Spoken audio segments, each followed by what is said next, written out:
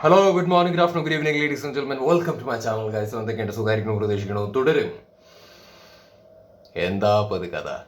നാളെ എമ്പുരാൻ സിനിമ റിലീസാവാൻ പോണു. തലേ ദിവസം ലാലേട്ടൻ്റെ അടുത്ത സിനിമയായ തുടരും സിനിമയുടെ ട്രെയിലർ റിലീസാവണു. പട്ട പട്ട പട്ട പട്ട പട്ട എന്നാണ് ഓരോ പരിപാടികൾ ഇങ്ങനെ നടന്നുകൊണ്ടിരിക്കുന്നത്. ഏതായാലും എല്ലാം കൂടി പോസിറ്റീവ് വരികയാണെന്നുണ്ടെങ്കിൽ ഗംഭീരായി. അങ്ങനെ ഗംഭീരാവട്ടെ.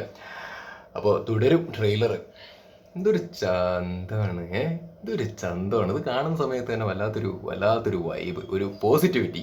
ശോഭന ചേച്ചിയും ലാലേട്ടനും നോസ്റ്റു സാധനല്ലേ. I am talking about that poster. എന്ത് ചന്താണ് രണ്ടുപേരും, എന്ത് ചന്താണ്, ചന്തം. അപ്പോൾ ഏതായാലും ട്രെയിലർ കാണാം. വൈകുന്നേരം 8 മണിക്ക് നമ്മുടെ ബസൂക്ക മമ്മൂക്കയുടെ ട്രെയിലറും വരുന്നുണ്ട്. അതും ഗംഭീരാവട്ടെ. പണ്ട് എന്നെ കണക്ക് പഠിപ്പിച്ചൊരു സാറുണ്ടായിരുന്നു.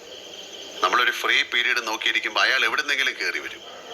അടിച്ചാലും കുടിച്ചാലും ഉത്തരം കിട്ടാത്തൊരു ചോദ്യവും. ഉത്തരം കിട്ടൂല, പുറത്തു നിർത്തും, നാണവും കെടുത്തും. അതിന് നീ ഏത് സ്കൂളിൽ പഠിച്ചേക്കുന്നത്? അതൊരു പ്രശ്നമായിരുന്നില്ല, നാണക്കേടൊന്നും ഉണ്ടായിരുന്നില്ല. പുറത്തൊക്കെ ഇട്ടായിരുന്നു നമുക്കെല്ലാവരും. ഇങ്ങനെ നിൽക്കാം സുഖമായിട്ട്.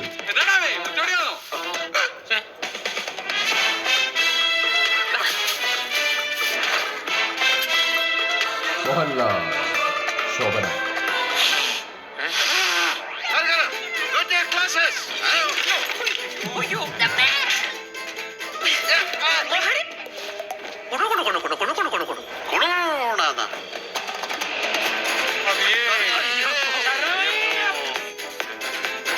ആ താടി തൊട്ട കൈ ഞാൻ വെട്ടു. അണ്ണ ഇങ്ങനെ താടി വളർത്തി അയ്യോ എന്താണ്?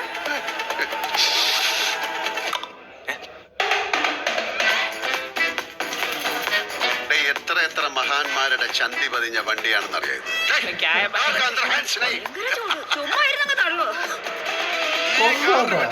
എന്താ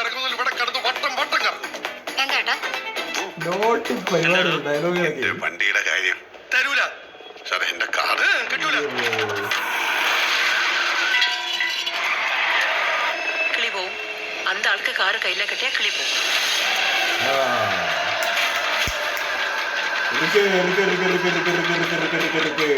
മഴ നനയാലല്ലോ കുട്ടിച്ച. എല്ലാരും കൂടെ എന്നെ ഇങ്ങനെ മഴയത്ത് നിർത്തിയേക്ക്. സംഗതി മാറി, കളി മാറി, കഥ മാറി, ലെവല് മാറി. തുടരും. Coming soon.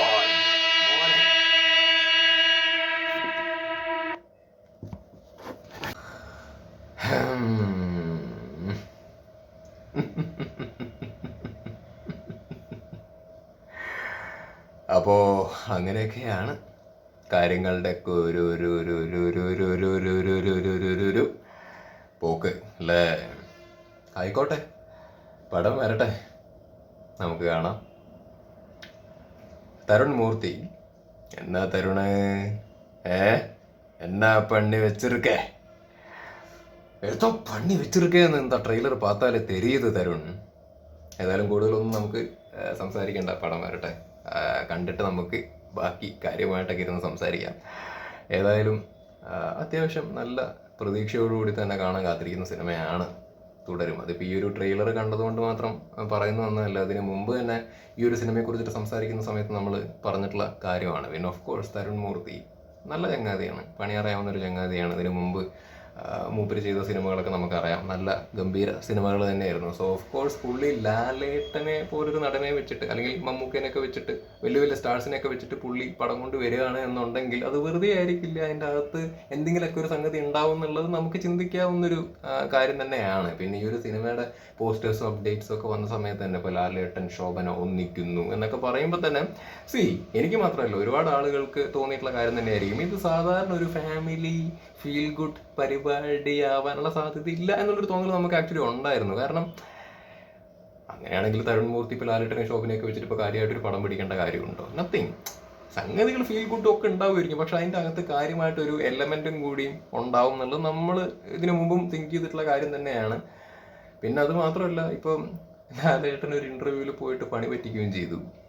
ദൃശ്യം പോലൊരു സിനിമയാണ് തുടരുന്നൊക്കെ പറഞ്ഞിട്ട്. ഓക്കെ, അതൊക്കെ വിട്ടേക്കും, അത് നമുക്ക് ഓൾറെഡി അറിയാവുന്ന കാര്യമാണ്. എന്തോ ഉണ്ട്, ഇതൊരു സാധാ ഫീൽ ഗുഡ് അല്ല, നമുക്ക് ഓൾറെഡി അറിയായിരുന്നു. അപ്പോൾ ലാലേട്ടൻ പറഞ്ഞതൊരു സ്പോയിലറായിട്ട് കണക്കാക്കേണ്ട കാര്യമൊന്നുമില്ല.